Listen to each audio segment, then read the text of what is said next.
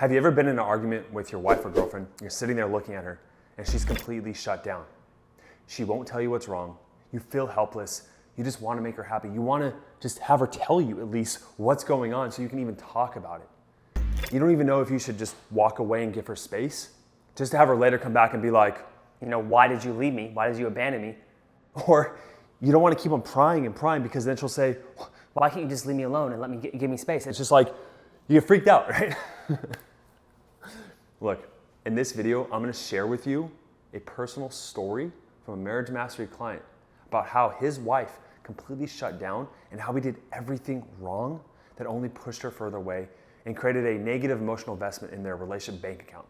And how I gave him 3 techniques to use the next time this ever happens, to use that challenging experience as a way to bring them closer together, to increase respect, trust, and have a better, happier relationship.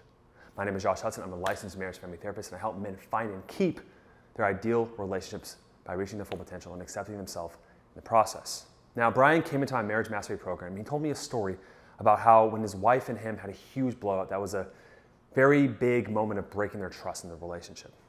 What happened was that Brian was going to the gym, but he wanted to take his wife to yoga class so they could drive together. She was happy and everything was okay on the way to yoga. But when he picked her up, he could tell something was wrong. He's sitting there looking at her and he's saying to himself, okay, I know something's wrong. Her tone of voice is, deeper and harsh and short. She won't make eye contact with me, but he didn't want to ask her what was wrong because historically he knew that every time he asked her, So, what's wrong? she would say, I'm fine. it's the most frustrating thing a guy can hear in a relationship. Okay, let me explain what happened. So because Brian is Mr. Fix-It and he just wants to make his wife happy, when she's upset, he can't just function, okay? Because he's very dependent on her.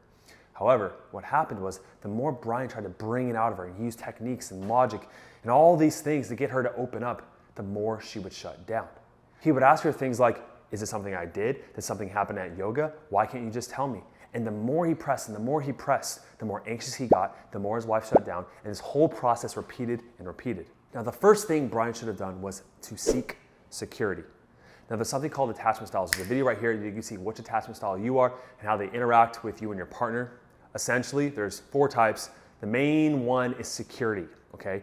A secure attachment style is someone who clearly communicates their needs and is okay when the other person is upset, and they expect the best in them. So instead of Brian being anxious, constantly prying, and then when he got home, he said, fine, whatever, and he just left her alone completely, you do something in the middle ground that's integrated. What he should have said was this. Hey, I could tell something is wrong and upsetting you, and whenever you need to come talk to me, I will be here for you, okay? That's essentially saying, I'm gonna give you your space, but I'm also available when you wanna come to me. That shows security and confidence and non-neediness. The next morning, after his wife processed her emotions, she was a little bit more calm. They were gonna talk about it. What happened was his wife said something and Brian failed her tests. And that's the second technique you must understand. Women will always test a man. Women oftentimes say things they don't actually mean, okay? They say something in the moment and then they can change their mind when they feel okay. As men, it's unfortunate that we have one of the biggest differences between men and women is the way we communicate. And when we say something, we mean it. However, his wife said, you know what? I just don't think we're compatible. When Brian heard that, he got upset. He thought to himself, fine, if we're not compatible, then why are you with me? Why are you with someone you don't think is compatible? The way Brian responded showed that he was insecure, he failed the test, and his wife felt less attracted to him because of it. You see, when women test men, what they ultimately want is love and your security and confidence. So when she says, we're not compatible, what he should have said was this: you feel we're not compatible because of last night. And I totally understand that. For me though, in my perspective, that was a one-off instance and I still feel confident in our relationship together, but I do understand why you feel that way. You see, by seeking first to understand and then reflect that understanding toward his wife, that allowed her to calm down, and then she was able to hear his perspective on things. The only way to really fail a test is to become reactive like Brian did and start to argue logically with her emotions. The third technique that Brian should have used was mastering meaning. You see, after an event like a fight, what happens is that your brain wants to understand and recollect and put it into a narrative or a story about the relationship. So when he heard his wife say, we're not compatible, he started to make a story out of that. He started thinking to himself, well, what if we're really not? But what if another guy's out there better for her than me? Are we really gonna make it? You see, our brains are designed for war over love. So we're constantly looking for threats first. And the first sign that his wife said, we're not a good fit, we're not compatible, he started to really draw inward, and he got scared, and he started to push himself away from his wife and become more emotionally disconnected instead of mastering the meaning in another form. The way you master meaning in another form is to take a posture of curiosity with your wife.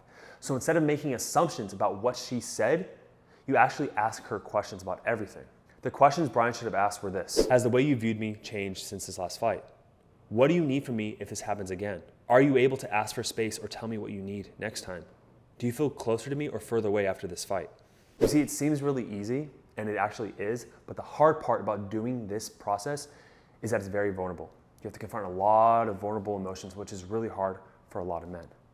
And if you have a system and a framework to use those questions in the right way with support, that's what's gonna lead to growth with your girlfriend instead of separation. Now, if you need support with this system, with this process, and extra accountability, what you can do right now is set up a free call with my marriage evaluator team. What we'll do is we'll assess where your marriage or relationship is, why it's falling apart, what things you can do in your behavior to make it better, to make sure that your wife or girlfriend is getting closer to you every single day instead of you guys fighting even more, eventually falling apart.